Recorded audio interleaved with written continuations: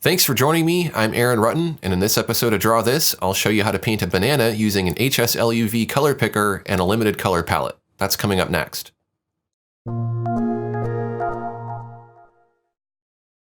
Quick disclaimer, this video is sponsored by Smith Micro, an exclusive distributor of Rebelle. I'll be starting here in Rebelle version 3.1. I created a pencil sketch in Clip Studio Paint, saved it as a Photoshop PSD, and imported it into Rebelle. Now you may notice that my color picker looks a little odd. That's because I've set my color picker to HSLuv and I've assigned grids to the hue ring and the cube with saturation and lightness. These are new features in Rebelle 3.1. To enable the grids, click on the top right sub-dialog button in the color panel and look under Grid. And here you can specify how fine you'd like to divide the color segments. I've chosen 7x7 for the saturation and lightness cube and 36 for the hue ring. This simplifies or limits the color palette, which can streamline the painting process. While we're in this menu, let's also choose HSLuv for the color picker. To give you the short explanation, the HSLuv color mode is more accurate than plain old HSL, which is what's offered in most art applications. In HSLuv color mode, when you change the hue, the lightness or value of the colors you're selecting will be more similar to each other in lightness. You'll notice as I'm moving around the hue ring here, the lightness slider is not changing. It'll make more sense when I show you how it works as I'm painting the banana, but I'll give you a quick demo. I'm going to select the acrylic tool and I'll choose the flat brush preset. And I'll go ahead and just choose a color like this aquamarine color here. Now I'm going to paint a sample, and then I'll choose a different hue like this yellow and I'll put down some of that. And then I'll put down a little bit of this pink color. Now I didn't change anything other than the hue, and to show you how this works, I'm going to go to Filter Desaturate. And you can see that these three colors are similar to each other in lightness. Now if we were doing that with regular HSV, there's a good chance that those three colors would be drastically different in their lightness values. Okay, so that's the technical explanation, but let's see how we can use this in a practical sense by painting a banana.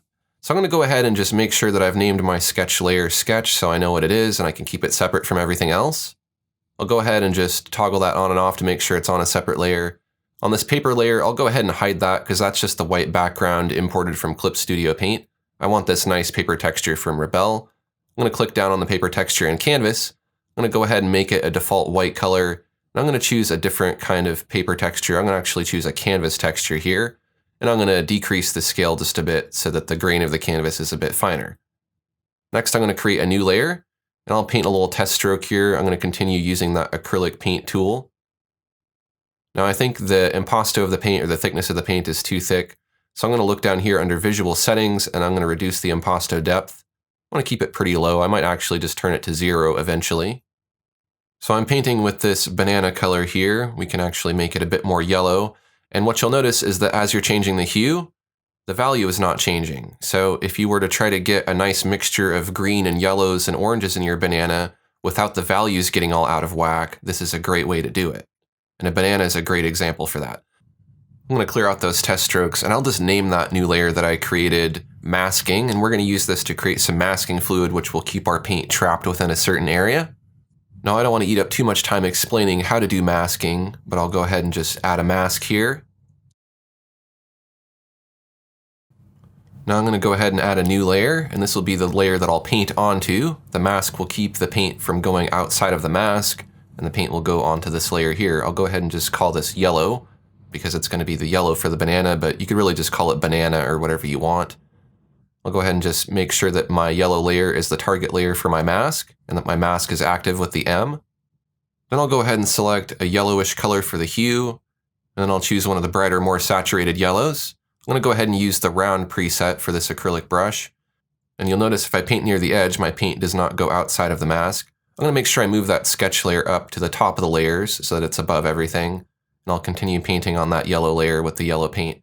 Now I'm seeing some weird artifacts here as I'm painting, and that's from the impasto of the acrylic. So I think I'm actually going to go ahead and just turn that impasto all the way down to 0. But really I want it to be just nice and filled in all the way. Now I'm going to go ahead and just shift my hue a little bit toward green. And I'll just add in a little bit, and we'll start to transition from yellow into green as we go up the stem. But you'll notice that as we're changing these colors now, they're remaining the same in lightness or in value.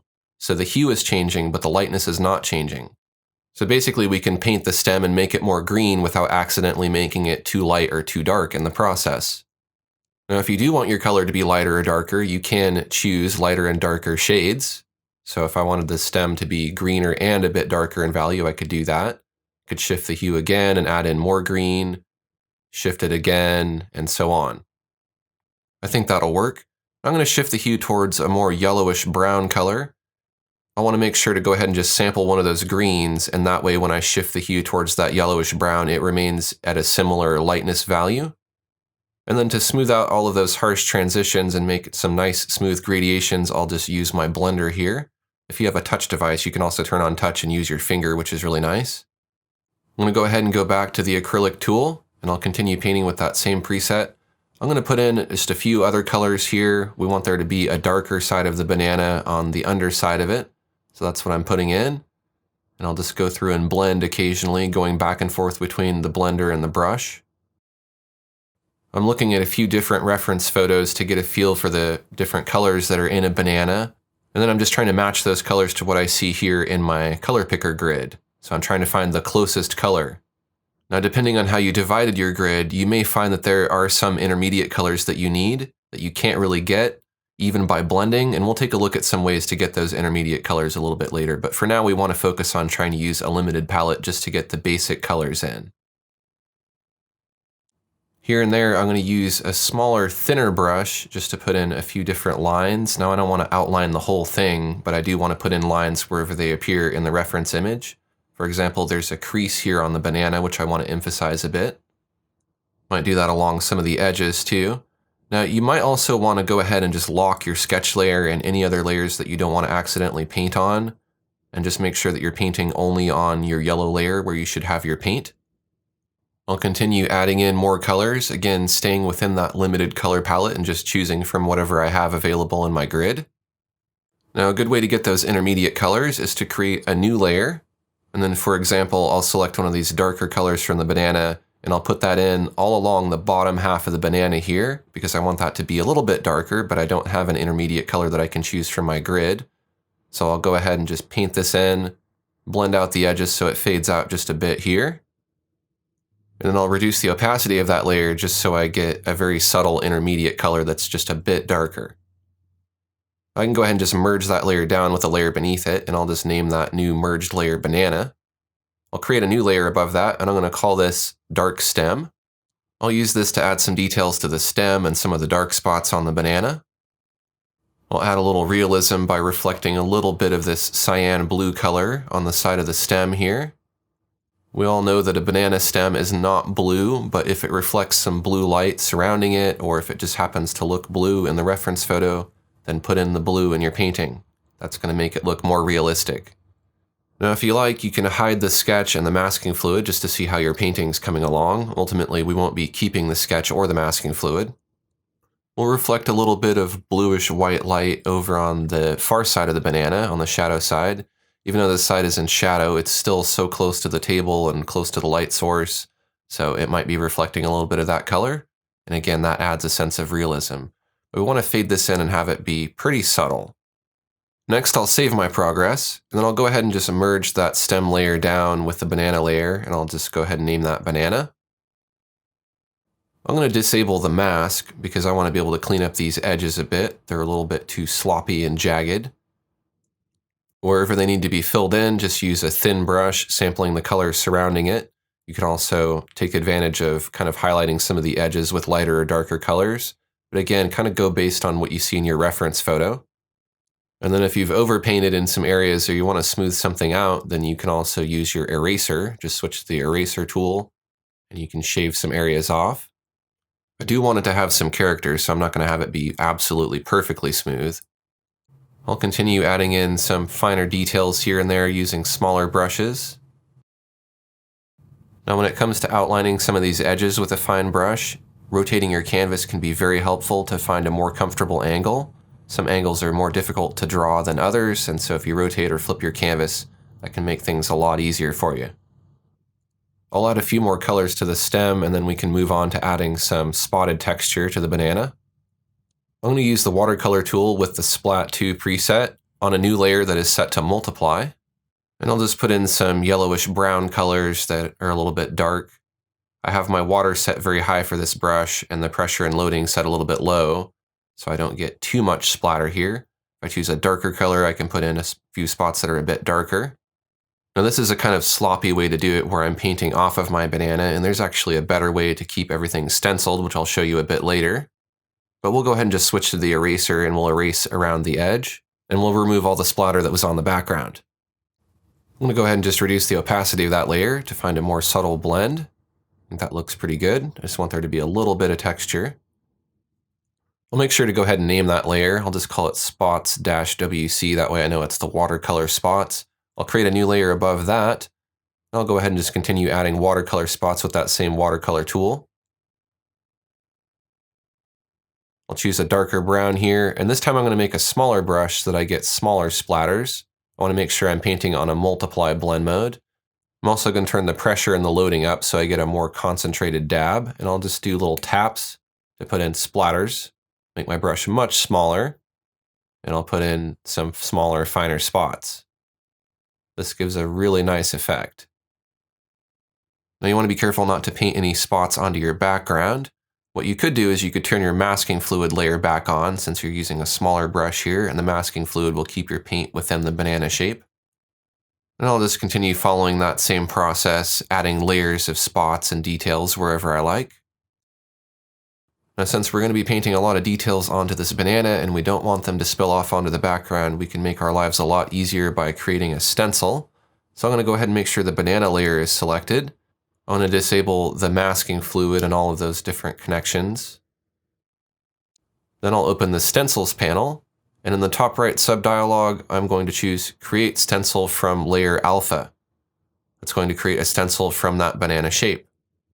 In the stencils panel, I'm going to turn off the visibility of the stencil by clicking the eyeball. Then I'll click in the top right subdialog and I'll choose to keep the stencil active while it's hidden. Now I can go ahead and close the stencils panel. And now when I paint, it's going to stay within that stenciled area, meaning that I won't be able to paint onto the background accidentally as long as that stencil is active. So I've gone ahead and created a new layer that I'm going to paint onto with the acrylic tool. I'm going to make sure to set it to multiply so that it blends with everything underneath. And essentially I just want to darken some areas, kind of glaze them a bit, and then that way I can make that highlight color of that brightest yellow that I chose earlier stand out a bit more. So we want that to be the brightest area on the banana. So to do that, we'll just go ahead and make everything just a bit darker. Now I can feather out those edges a bit using the eraser, just to kind of smooth it out using lighter pressure to get that lower opacity. And then I can reduce the opacity of that layer altogether just to find a more subtle blend. But we want it just to make that lightest yellow color pop out. Now I'm going to repeat that process by creating another layer, and I'm going to make sure it's set to multiply, and I'll paint over everything with a yellowish color just to give it an overall glaze. Then I'll reduce the opacity a bit, and I will use the eraser to make that crease in the banana stand out quite a bit and be the lightest, brightest area on the banana. And sometimes when you have multiple layers like this, it's good to go back and forth between the layer on top and the layer underneath and just make some fine adjustments to balance out all the colors. Now that topmost layer of yellow tinting does not need to be on the stem, so I'm going to use the eraser to remove it from the stem. I also don't want quite as much on the bottom where there's that nice reflection, and along the bottom edge of the banana as well. Might even remove a little bit more from the light side of the banana as well because multiply darkens quite a bit. I'll go ahead and just merge those layers down one at a time to combine them into a single layer. Then I can go through with my eraser and clean up anywhere where I overpainted by accident. Next I'll add a new layer, and I'm going to go ahead and do some airbrushing on that layer using the airbrush tool. The preset that I have selected is Spray 2. I'll use a bigger brush here with that bright yellow color, and I'll go ahead and just spray a bit on here using light pressure so that I don't cover it too much. That gives it a nice grainy texture, and I can of course reduce the opacity of that layer, or if I want to I can play with different blend modes. Go ahead and switch my hue to a greenish color, and I'll spray in a little bit of that on the stem as well. I'm just going to set that layer to the blend mode of screen. That'll blend it in a little bit better, and I'll reduce the opacity until I find a blend that I like. I want it to be pretty subtle, and I don't want it to stand out too much. Next, I'll choose the Spray 1 preset for the airbrush. I'll create a new layer to paint on, and we'll do some softer airbrushing here. With the pressure turned down a bit, I'll just spray in a bit here in the center just to lighten that area. Then, of course, we can play with the opacity of that layer to get a blend that we like. I think that looks pretty good. If we turn the visibility of these layers on and off, we can really see what they're doing. Now I'll go ahead and just fine-tune the opacity and name these layers. I'm going to go back to that banana layer, and I'll just fine-tune the stem a bit using the smudge tool just to push things around and kind of blend and sculpt. And I'll go back to the acrylic and go back and forth between painting and blending a bit just to add some more detail here and there. I'm getting into the fine details now. These are the little details that take a long time to put in because you have to look for them in your reference photo very carefully. Next, I'm going to use a new layer to put in some reflected color from that white background. That'll go on the shadow side of the banana. Now I'll continue to clean things up and add in a few more fine details. If you want to be able to erase the edges or smudge them, then you'll need to turn your stencil off, so you'll need to make sure that you deactivate it. And I'll continue adding those fine details, just scouring my reference image for those little areas where the color or the value or the shape changes. And this is where you want to take your time and don't move too fast because you'll miss a lot of this stuff. Now, as you're painting, it can be helpful to zoom out quite a bit or rotate your canvas to evaluate how it looks. Sometimes that helps you see mistakes that you made. It also kind of helps you gauge your progress. If it looks good small, then you know you're on the right track. I think I see I need to add a bit more detail to the stem. It doesn't look quite finished enough. Sometimes when you're really focused on the main focal point of the subject, such as the banana, you can neglect certain elements like the stem or the end of the banana. And so it's always good to make sure that everything is equally detailed. I'm going to go ahead and continue adding more details to the banana. I may want to go ahead and just reactivate my stencil as well so I don't accidentally paint off of the banana shape. I'm going to add some spots to the stem using a new layer set to multiply with that watercolor splat brush. And you can add as many layers as you need. Layers make it so you can experiment without really having to worry about ruining what's underneath. You can always adjust that layer or erase it or remove it and start over without having to repaint the whole painting. So that's why you see me adding layers and then eventually merging them. I'll do a little bit more work on the top of the stem here. Just adding some more detail to it because it's nice and rough and textured. And don't forget that you're working digitally, so you don't need to worry about mixing media. You can put pencil on top of your acrylic and mix media in ways that you can't using traditional media. So I'm using the pencil wherever it works because it gives me a nice fine line with a little bit of texture. Then I'm blending that pencil into the acrylic wherever I need to. And it's all these fine details that really add a lot of character to the piece.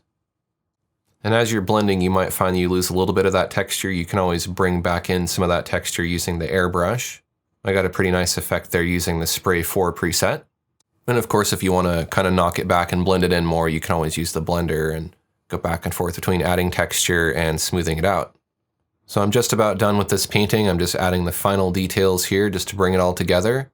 I thought I was done with it about 3 or 4 times and kept thinking I was saving the final version, and then I'd look at it again and I'd see something else that I wanted to add, so it's not out of the ordinary to do that.